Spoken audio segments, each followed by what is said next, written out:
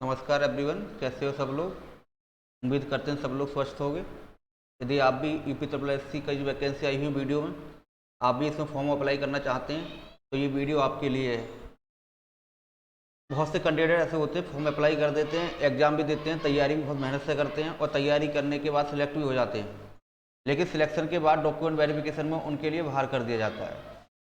क्यों? कि उन्होंने नोटिफिकेशन अच्छे से नहीं पढ़ा होता है, नहीं समझा होता है और डॉक्यूमेंट वेरिफिकेशन वो क्या होता है, बाहर हो जाते हैं। ठीक है ना। तो आज हम बात करने वाले हैं एक ओबीसी के साथ में बहुत दिक्कत होती है। एक ओबीसी और एक आपका ईडब्ल्यूएस। ठीक है ना। एक ओबीसी और एक आपका ईडब्ल्यूएस और महिलाएं मतलब फीमेल। इन तीन के बारे में बात करने वाले हैं। ठीक है ना। इन तीन के बारे में बात करने वाले हैं कि इनका जो जाति प्रमाण पत्र लगेगा वो कौन सा लगेगा।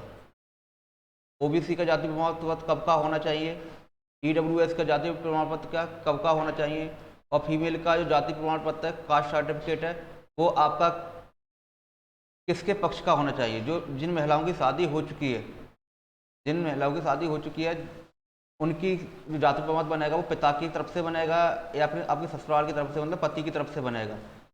ये कास्ट सर्टिफिकेट आपको किधर का होना चाहिए। ठीक है। इन सब बातों पर चर्चा करेंगे आज।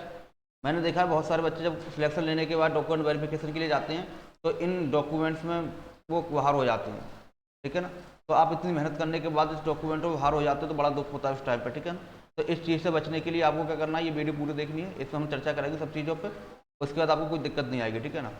और फॉर्म भरने से पहले जो हम बताएं इन कागज़ों को आपको कंप्लीट करना है आपको। ठीक है ना। क्योंकि इनकी डिटेल भी आपको जब फॉर्म भरोगे तो डिटेल भी इस फॉर्म में मांगी जाएगी। ठीक है ना। तो आप कौन सी डिटेल दोगे, जो हम बताएंगे वो दोगे। ठीक है ना।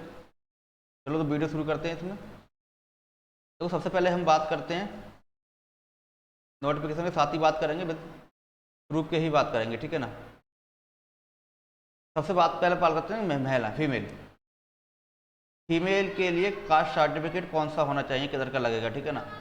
तो देखो इन्होंने दे रखा है कि जो महिलाएं उत्तर प्रदेश की अनुसूचित जाति या अनुसूचित जनजाति SC या ST या फिर अन्य पिछड़ा वर्ग मतलब OBC, जो SC से हैं या ST से हैं या किससे हैं, जो OBC से हैं। ठीक है ना।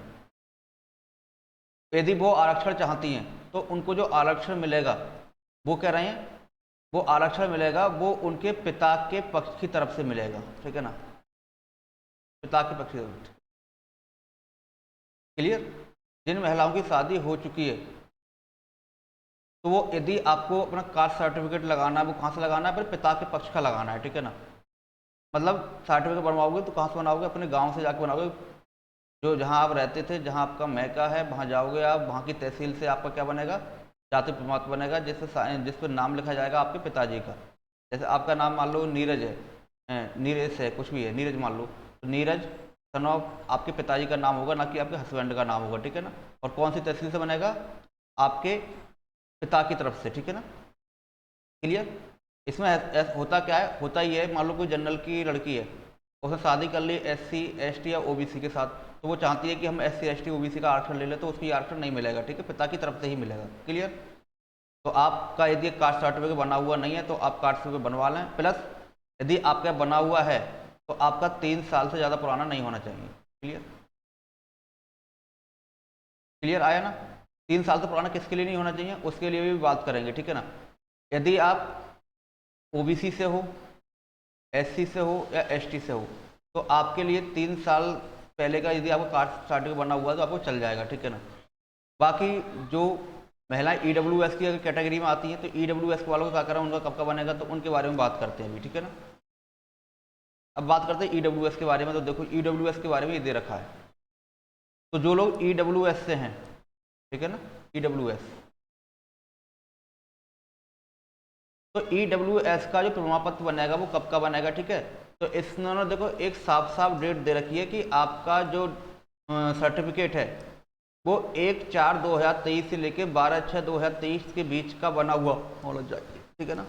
मतलब 1 अप्रैल से लेके 12 जून तक, 1 अप्रैल से लेके 12 जून तक के बीच की अवधि का बना हुआ होना चाहिए। यदि इसकी बीच का बना हुआ है तभी आप डॉक्यूमेंट वेरिफिकेशन पास होंगे, अन्यथा पास नहीं होंगे। ठीक है ना।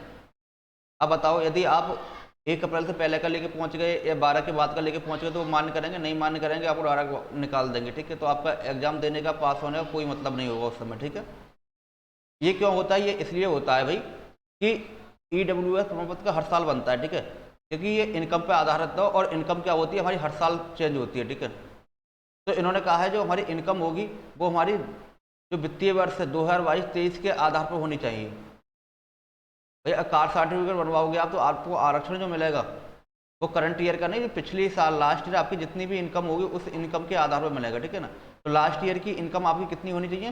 करीब 8 लाख से कम ही होनी चाहिए, ठीक है। इसमें लिखा हुआ है आपकी वार्षिक इनकम 8 लाख रुपए से क्या कम होनी चाहिए लास्ट ईयर की, ठीक है। लास्ट ईयर का मतलब यहाँ किससे, एक यहाँ पर वित्तीय वर्ष लेके चलते हैं। वित्तीय वर्ष आपका कब से स्टार्ट होता है? 1 अप्रैल से लेकर 31 मार्च। तो आपका जो 2000 लिखा हुआ था वो 2022-23 है ना, 2022-23 का जो था, मतलब 2022-23 का जो आय का विवरण है उसके आधार पर मिलेगा, इसके आधार पर बनेगा। और जो आपको मान्य होगा, कब तक मान्य होगा? 2023-24 तक मान्य होगा, ठीक है ना। वित्तीय वर्ष 2023-24 तक मान्य होगा, ठीक है, क्लियर। तो आप अब बात ही बात महिलाओं की। यदि महिलाएं आरक्षण लेना चाहती हैं और वो किससे, EWS से हैं और उनकी शादी हो गई है, तो सबसे पहली बात तो उनके पिता की साइड से बनेगा कास्ट सर्टिफिकेट, ठीक है ना। यदि आप EWS में हो और आपकी EWS में ही शादी हुई है, या आप OBC में हो तो आपकी OBC में शादी हुई है, तब भी आपको जो कास्ट सर्टिफिकेट बनाना पिता की तरफ से बनाना है, उसमें पिता का नाम होना चाहिए, ठीक है ना। क्लियर? बोलो हाँ या ना, है ना। तो जो महिलाएं भी EWS का आरक्षण लेना चाहती है तो उनको भी जो कास्ट सर्टिफिकेट होगा वो इसी ही डेट के बीच का बनाना पड़ेगा आपको, ठीक है। तो आप लोग तुरंत जाके अभी अप्लाई कर सकते हो। जब फॉर्म अप्लाई करोगे तो उस समय इसकी पूरी डिटेल मांगी जाएगी, ठीक है। आपके उसका प्रमाण पत्र संख्या भी मांगी जाएगी, क्रमांक मांगना जाएगा, ठीक है। तो आप कब कैसे दो, गलत दे नहीं सकते, ठीक है ना। तो अभी अप्लाई कर दो, आपके जब तक आ जाएंगे, ठीक है, क्लियर। एक चीज़ बता दूँ मैं आपको, जो OBC वाले हैं उनको भी देखो दो तरह के होते हैं OBC, एक क्रीमी लेयर और एक नॉन क्रीमी लेयर, ठीक है। तो नॉन क्रीमी लेयर भी अब किससे स्टार्ट होती है, अब किससे उसकी कैलकुलेशन होती है, वो भी आय से होती है, ठीक है। तो आपका भी आय से ही इफेक्ट बढ़ता है, ठीक है, समझो, किससे, आय से। और आपकी आय भी वित्तीय वर्ष की देखी जाती है, किसकी, वित्तीय वर्ष की आय देखी जाती है आपकी, ठीक है ना। तो आप भी, मैं कहूँगा कि आप भी इसी डेट के बीच का ही सर्टिफिकेट बनवा लो। OBC वाले कभी कभी आयोग वाले दिक्कत कर देते हैं, ठीक है, जाके। तो नॉन क्रीमी आय के आधार पर ही है ना, तो आय के आधार पर जिस समय फॉर्म निकले होते हैं ना उसी समय लेते हैं। SSC में कई बार बच्चों को निकाल दिया जाता है, प्रोविजनल दे दिया जाता है, ठीक है ना। तो आप क्या करें, आप भी अपना अभी तुरंत ही जाति प्रमाण बना लें और वो इसमें लगाएं, ठीक है, क्लियर। तो उम्मीद है आपको ये नॉलेज अच्छी लगी होगी, ठीक है। अगर आपकी जानकारी अच्छी लगी है तो इस चैनल को सब्सक्राइब करें, शेयर करें, लाइक करें, ठीक है ना। और ऐसी अन्य जानकारियों को बने रहें हमारे साथ। Thank you.